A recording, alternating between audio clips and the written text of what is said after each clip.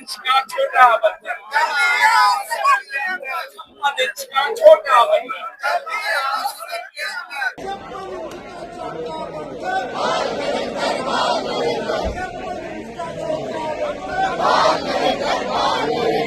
সংসদ কি কেবল 4 মিনিটের প্রহসন নাকি উত্তর এড়ানোর সবচেয়ে সহজ নিরাপদ আশ্রয়? 52 বছরের ইতিহাস আজ চুরমার। যে সংসদে দাঁড়িয়ে বিরোধী প্রশ্নের তুফান ওঠার কথা ছিল, যে রাজপথে হাজার হাজার ছাত্রের রক্তে আর ছড়রা বন্দুকে লিখে রাখা লাঠিচার্জের বিচার চাওয়ার কথা ছিল, সেখানে আজ দেশের 1 নম্বর আর 2 নম্বর নেতা এলেন কেবল বুক পকেটে মুখ লুকিয়ে চলে যাওয়ার জন্য। যেন এলেন, বড়ি ছুলেন, চলে গেলেন। না, কোনো প্রশ্নের উত্তর মিলল না। মেজরিটির বাহুবল দেখানো সরকার আজ 4 মিনিটে বন্দে মাতরম গেয়ে অধিবেশন অনির্দিষ্টকালের জন্য বন্ধ করে দিল। কিন্তু রাজপথ কি শান্ত হয়েছে? জেনজি তরুণদের সেই দাহ্য ক্ষোভ, হাত উঁচিয়ে ওঠা খেলনা বাদরের ব্যঙ্গ আর 56 ইঞ্চির অহংকারে ধুলো জমে যাওয়ার গল্প আজ আমরা খোলাখুলি বলবো। সংসদ মুলতবি হতে পারে, কিন্তু আসল লড়াই তো সবে শুরু হলো। নমস্কার, আমি মধুরিমা ভৌমিক আর দৈনিক সংবাদ অনলাইনে আপনারা দেখছেন সত্যি আসলে বেদনাদায়ক। সংসদ অধিবেশনের শেষ দিন, ভেতরে বাইরে প্রবল উত্তেজনা। রাহুল গান্ধী সহ বিরোধী শিবিরের প্রায় সব নেতাই সংসদ ভবনে উপস্থিত। সংসদ টিভির পর্দায় যখন হঠাৎ ভেসে উঠল প্রধানমন্ত্রী নরেন্দ্র মোদী আর স্বরাষ্ট্রমন্ত্রী অমিত শাহের মুখ, তখন একটা জল্পনা তৈরি হলো। ভাবা গেল অহিংস আন্দোলন করতে গিয়ে আহত হওয়া ছাত্রদের নিয়ে বুঝি আজ কিছু একটা তারা বলবেন। রাহুল গান্ধী যে টানা দাবি করে আসছিলেন লাঠিচার্জের নির্দেশ আসলে দিল কে? অমিত শাহকে তার জবাব দিতে হবে। সেই প্রশ্নের হয়তো উত্তর মিলবে, কিন্তু বাস্তবে কি ঘটলো? স্পিকার ওম বিড়লা আসনে বসেই একদম সোজা সাপটা হাঁটা দিলেন সরকার বাঁচানোর রাস্তায়। তার প্রথম নির্দেশই ছিল মাননীয় সদস্যরা রাষ্ট্রগীত বন্দে মাতরমের সম্মানে উঠে দাঁড়ান। माननीय सदस्यों, कृपया अपने स्थान पर राष्ट्रगीत वंदे मातरम के सम्मान में खड़े हो जाएं।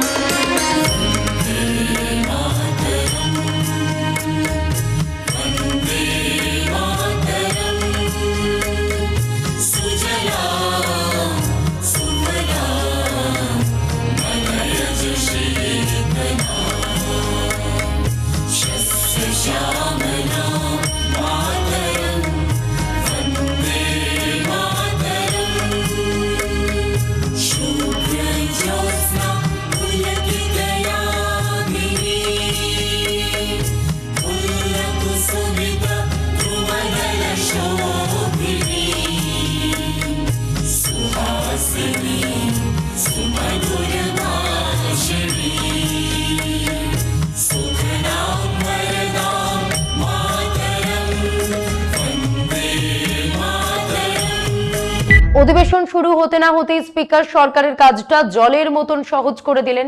কোনো প্রশ্ন নেই, ফলে জবাবেরও বালাই নেই। আর সংসদীয় রাজনীতিতে একটা অলিখিত নিয়ম সবাই জানেন, একবার রাষ্ট্রগীতের জন্য দাঁড়িয়ে পড়া মানে অধিবেশনের জবনিকা। হলেও ঠিক তাই। বন্দে মাতরম শেষ হতে না হতেই ওম বিড়লার ঘোষণা করলেন অধিবেশন অনিশ্চিতকালের জন্য স্থগিত করা হলো। পুরো নাটকটা শেষ হতে সময় লাগলো ঠিক 4 মিনিট। তাহলে প্রশ্ন ওঠে, সংসদের শেষ দিনে প্রধানমন্ত্রী আর স্বরাষ্ট্রমন্ত্রীকে কেবল মুখ দেখাতে এসেছিলেন, নাকি একটা অস্বস্তিকর রেকর্ড এড়াতে এসেছিলেন? ইতিহাস বলছে গত 52 বছরে এমনটা কখনো ঘটেনি যে পুরো একটা সংসদ অধিবেশনে প্রধানমন্ত্রী কিংবা স্বরাষ্ট্রমন্ত্রী কারোর দেখাই মেলেনি।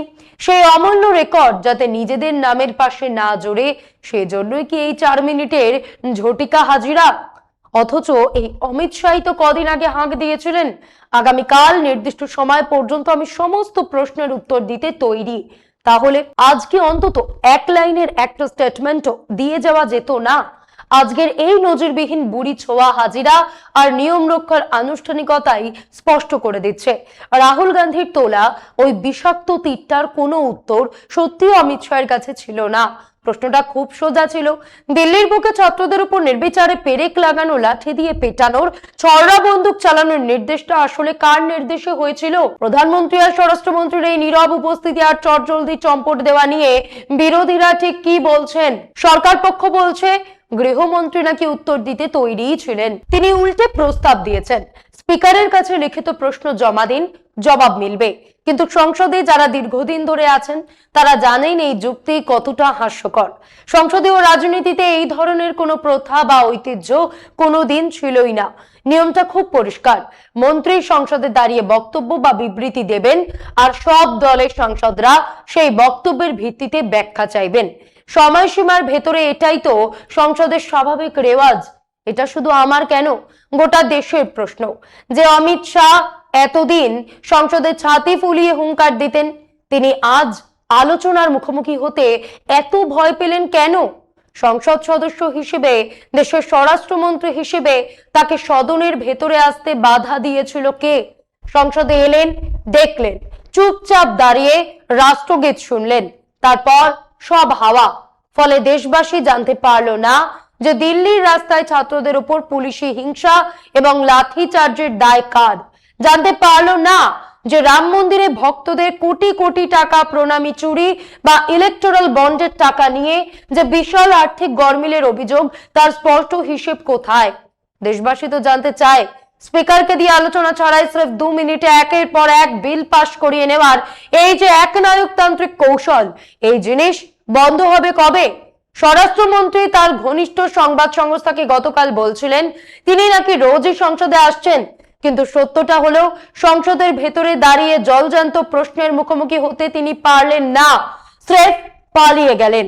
শুনুন कांग्रेस मुखपात्र पवन खेरा की बोलছেন। संसद में आकर टॉयलेट या कैंटीन में चले जाएं तो उसको संसद में आना नहीं कहते, सदन में नहीं आ रहे। सत्ताधारी दल को शर्त रखने का हक नहीं होता, शर्त ये देश रखता है विपक्ष के माध्यम से, और विपक्ष डे 1 से कह रहा है कि चर्चा होगी तो चंदा चोरी पर भी होगी, चर्चा होगी तो छात्रों पर जो पैलेट गन्स चलाई उस पर भी होगी, AK-47 चलाई उस पर भी होगी, कील लगी लाठियां चलाई उस पर भी होगी। বিরোধীরা সাফ জানিয়ে দিয়েছেন তারা স্বরাষ্ট্রমন্ত্রীর ফাঁপা দীর্ঘ বক্তৃতা শুনতে আগ্রহী নন।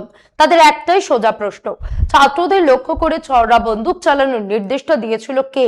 প্রধানমন্ত্রী হয়েই যিনি সংসদে এসে দীর্ঘ ভাষণ দিতেন, নিজের সাংসদদের ক্লাসে পড়ার মতন উপস্থিতি শেখাতেন, আজ সরকারের সেই 1 এবং 2 নম্বর ব্যক্তি বাদল অধিবেশনের একদম শেষ দিনে 4 মিনিটের অধিবেশনে স্ট্যাচুর মতন দাঁড়িয়ে থাকলেন। প্রশ্নের মুখোশ খুলে যাওয়ার ভয় কি এই পালিয়ে বেড়ানোর কৌশল? প্রধানমন্ত্রী ইনস্টাগ্রামে দারুণ সব রিল বানিয়ে প্রশ্ন ফাঁস বিরোধী বিল নিয়ে বাহবা কুড়াতে পারেন, অথচ সংসদে আসতে তার এত সংশয় ছিল। 2 দিন আগেও বিজেপি নেতারা মুখে দাবি করেছিলেন যে অমিত শাহ বলতে উঠলে নাকি বিরোধীরা লুকানোর জায়গা পাবে না। রাহুল গান্ধী শুনেই ভিড়মে খাবেন।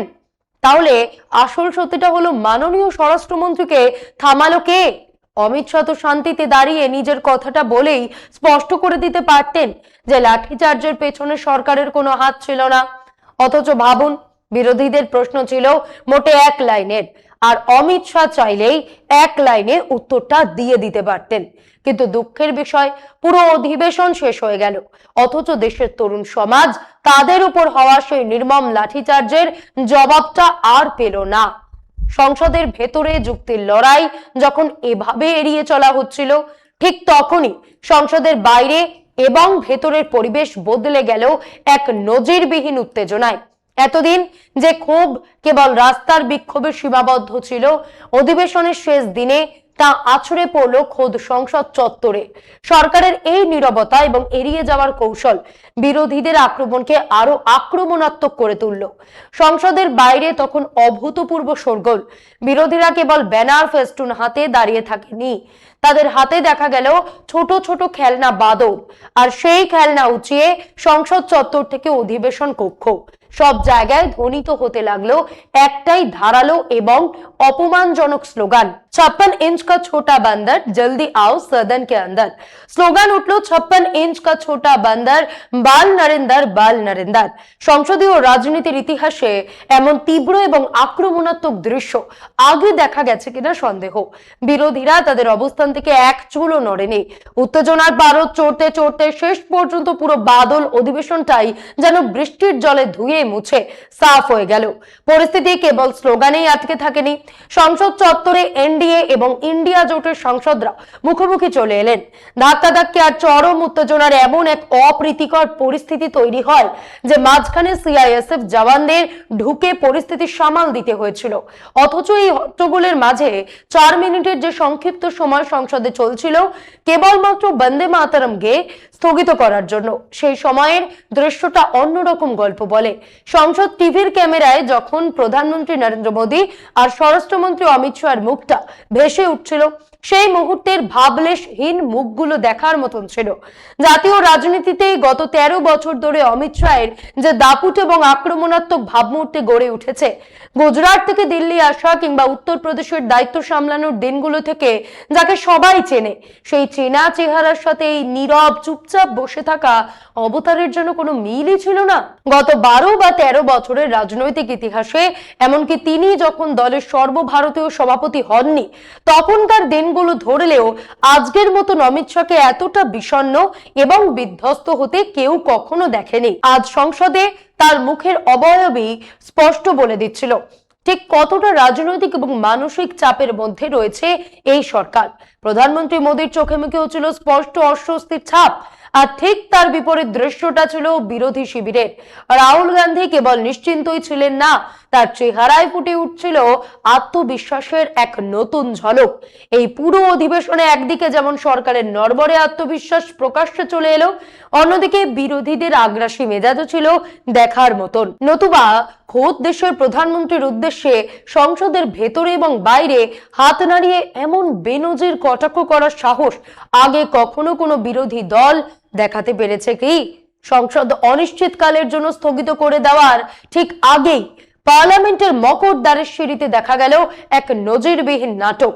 সাধারণ প্রথা অনুযায়ী সংসদ ভবনের এই সিঁড়িতে ইন্ডিয়া জোটের সাংসদরা ধর্ণা বা বিক্ষোভ প্রদর্শন করেন, কিন্তু আজ কৌশল বদলে এনডিএ সাংসদরা আগে ভাগেই সেখানে গিয়ে দাঁড়িয়ে যান এবং ঝাড়খণ্ডের ইস্যুতে রাহুল গান্ধীর বিরুদ্ধে পাল্টা শোরগোল তুলতে থাকেন। অন্যদিকে ইন্ডিয়া জোটের সাংসদরাও অন্য পাশে নিজেদের অবস্থানে অনড় ছিলেন। দুপক্ষের মাঝখানে ঢাল হয়ে দাঁড়াতে হলো সিআইএসএফ এবং সংসদের অভ্যন্তরীণ নিরাপত্তা কর্মীদের। পরিস্থিতি এতটাই উত্তপ্ত ছিল যে নিরাপত্তা বেষ্টনী মাঝখানে না থাকলে কি ঘটে যেত বলা মুশকিল। সে এক অভূতপূর্ব দৃশ্য। টিএমসির মহুয়া মৈত্রের হাতে যেমন ছিল সেই খেলনাটি, তেমনি কংগ্রেসের গৌরব গগৈ সেটির হাত নেড়ে হাসি মুখে যেন টাটা টাটা বাই বাই ভঙ্গি করছিলেন। অন্যদিকে ভবন চত্বরের অন্য প্রান্তে দাঁড়িয়ে কংগ্রেস মুখপাত্র পবন খেরা এবং অন্য নেতারা একই ধারালো স্লোগান আউড়ে যাচ্ছিলেন। সংসদের প্রতিটি গেটে, প্রতিটি প্রবেশ পথে বিরোধীরা যেন একেবারে নিজস্ব ব্যারিকেড গড়ে তুলেছিল, যাতে প্রধানমন্ত্রী মোদী যেদিক দিয়েই যান না কেন এই তীক্ষ্ণ ধ্বনি আর কটাক্ষ তার কানে পৌঁছতে বাধ্য হয়। এই প্রথা ভাঙা কমিক স্লোগান হয়তো সাম্প্রতিক ছাত্র আন্দোলন থেকেই ছড়িয়েছিল, কিন্তু ভারতের শীর্ষ সংসদীয় কক্ষে বিরোধীরা যে হাত ধরে এভাবে কোনো শীর্ষ নেতার তৈরি লার্জার দ্যান লাইফ ভাবমূর্তিকে প্রকাশ্যে চ্যালেঞ্জ ছুড়ে দেবে তা শাসক শিবিরের কল্পনারও বাইরে ছিল। ইতিহাসের চাকা ঘুরে যাওয়ার মুহূর্তগুলো এমনই হয়। রাজনৈতিক বিশ্লেষকরা জানেন যে কোনো পরাক্রমশালী শীর্ষ নেতার জনমানুষে তৈরি হওয়া অপরাজিত ভাবমূর্তি যখন প্রথম ভাঙতে শুরু করে, তখন তা কোনো বড় ভাষণে ভেঙে পড়ে না। তা শুরু হয় এমন কোনো হঠাৎ তৈরি হওয়া বিদ্রুপ, উপহাস আর তীব্র অনভিপ্রেত কটাক্ষের মাধ্যমে। মনে করে দেখুন কিভাবে একসময় প্রচার যন্ত্র চালিয়ে রাহুল গান্ধীর ভাবমূর্তিকে খণ্ড বিখণ্ড করতে পাপ্পু তকমা সাটানো হয়েছিল। ঠিক সেই একই অস্ত্র এবার যেন উল্টে গেছে। সাম্প্রতিক তরুণদের আন্দোলন থেকে উঠে আসা যেসব ব্যঙ্গচিত্র, মিম বা স্লোগান রাজপথে ঘুরছিল, বিরোধীরা একদম সরাসরি তা বই নিয়ে এলো দেশের সর্বোচ্চ আইনসভায়। এখন অবস্থা এমন যে শাসক দল যদি এতে প্রকাশ্যে আপত্তি বা ক্ষোভ জানাতে যায়, তবে তারা নিজেদের বিপদ নিজেরাই ডেকে আনবে। তারা বাদর শব্দটি উচ্চারণ করা মাত্রই পরোক্ষভাবে সেটিকে দেশের প্রধানমন্ত্রীর নামের সাথে জুড়ে দেবে, যা তাদের জন্য চরম এক অস্বস্তিকর পরিস্থিতি তৈরি করছে। বিরোধীরা নিখুঁতভাবে এই মানসিক ফাঁদটি পেতেছিল। রাজনৈতিক সমীকরণে একথা স্বীকার করতেই হবে, পুরো বাদল অধিবেশনে বিরোধীরা কেবল তাদের নিজস্ব ন্যারেটিভ সফলভাবে তৈরি করেননি, বরং পরাক্রমশালী এক সরকারকে চরম অসহায় এবং কোণঠাসা প্রমাণ করে ছেড়েছেন। হ্যাঁ, টেকনিক্যাল দিক দিয়ে দেখলে সরকার হয়তো জেপিসি পাঠানো একটি মাত্র বিল এফসিআরএ ছাড়া তাদের বাকি সমস্ত এজেন্ডা হাসিল করে নিয়েছে। শোরগোলের সুযোগ নিয়ে 4 মিনিট, 5 মিনিট কিংবা 10 মিনিটে তড়িঘড়ি বিল পাশ করিয়ে নিয়েছে ঠিকই, কিন্তু আধুনিক রাজনীতি কিন্তু চলে স্রেফ মেজরিটির জোরে নয়। রাজনীতির মূল চালিকা শক্তি হলো বয়ান বা পারসেপশন। আর সেই পারসেপশনের লড়াইয়ে বিজেপি কতটা ছিটকে গেছে তা শাসক শিবিরের শীর্ষ নেতাদের চেহারাই বলে দিচ্ছে। চাপ কেবল অমিত শাহ বা নরেন্দ্র মোদীর চোখে মুখেই ছিল না। ক্যামেরা খেয়াল করলে দেখা যাবে প্রতিরক্ষা মন্ত্রী রাজনাথ সিং কিংবা নীতিন গডকরির মুখেও ভর করেছিল এক অদ্ভুত বিষাদের ছায়া। অন্যদিকে ঠিক তার বিপরীতে দাঁড়িয়ে থাকা বিরোধী নেতাদের এই অগাধ আত্মবিশ্বাস একটা বড় সত্যের ইঙ্গিত দেয়। এই সংসদ অধিবেশনের পর ভারতীয় রাজনীতির দীর্ঘমেয়াদী সমীকরণ চিরতরে বদলে গেল। যে বিরোধীরা এতদিন ক্ষমতার সাথে সরাসরি সংঘাত বা মুখোমুখি লড়াই করতে দ্বিধা করত, এই অধিবেশন তাদের সেই দ্বিধা বা ভয় পুরোপুরি কাটিয়ে দিয়েছে। যে হতাশাগ্রস্ত বিরোধী শিবির এতদিন ব্যাকফুটে ছিল, এই কয়েকদিনের ধারালো আক্রমণ তাদের এক লড়াকু শক্তিতে পরিণত করেছে।